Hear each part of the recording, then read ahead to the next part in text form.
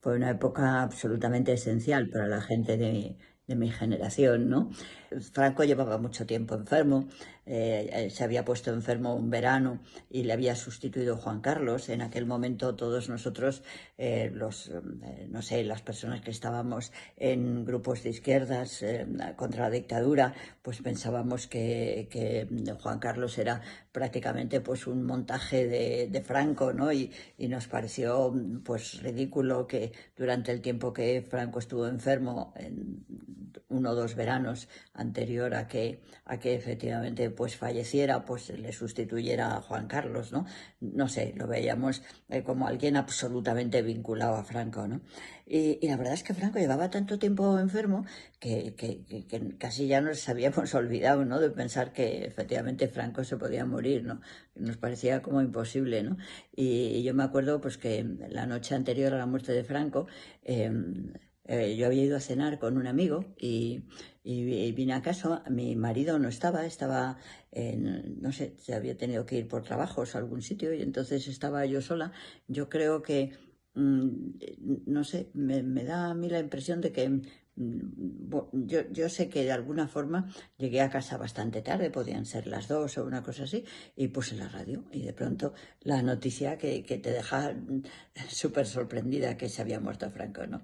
Me pareció que era algo absolutamente, bueno, que te dejaba, ¿cómo era posible, no? Ya, por supuesto, ahora lo podéis pensar que era una tontería, pues que era lo normal, ¿no? Pero de que pasara, ¿no? Pero no sé, nuestra generación había significado tanto Franco y Franco era como el constante de nuestras vidas que de alguna manera pues era eso, la sensación que teníamos, ¿no? Entonces mi primera reacción era, bueno, que se iba a parar todo, ¿no? Yo entonces era abogada laboralista y tenía señalado para el día siguiente a la muerte de Franco, es decir, para el día 21 de noviembre tenía un juicio en Guadalajara. Nosotros, los laboralistas, en aquellos entonces teníamos varios despachos y nosotros, los del despacho de Atocha, pues llevábamos también un pequeño despacho en Guadalajara, ¿no? Y entonces llamé al juzgado y les pregunté que si, a pesar de haberse muerto Franco, iba a haber juicios, ¿no? Y me acuerdo que me dijeron que claro, que bueno, que por qué no, ¿no? Que todo iba a continuar, ¿no? Y sí, de pronto tuve una sensación, eso de que Franco había muerto, pero todo podía continuar, ¿no?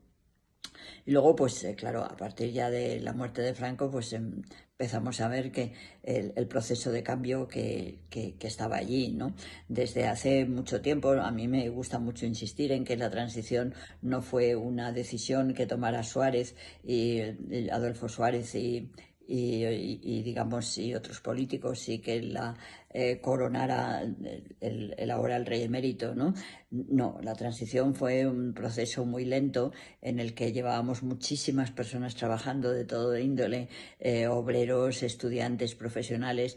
Para que os hagáis una idea, en aquel momento pues había, no sé, más de 150 abogados que pertenecíamos al Partido Comunista.